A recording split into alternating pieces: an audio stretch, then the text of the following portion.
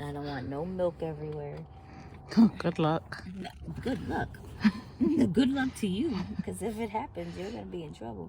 So we switched sides because I feel like it'll be safest for August to be on the passenger side. Oh, cooties.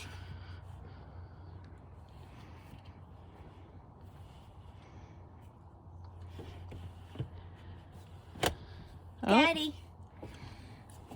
and you were struggling over here.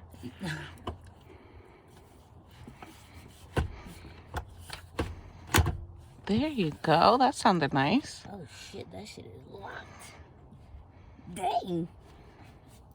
All right, that definitely cannot stay like that. Okay, car seat is up. Yeah, I so strong. Ow.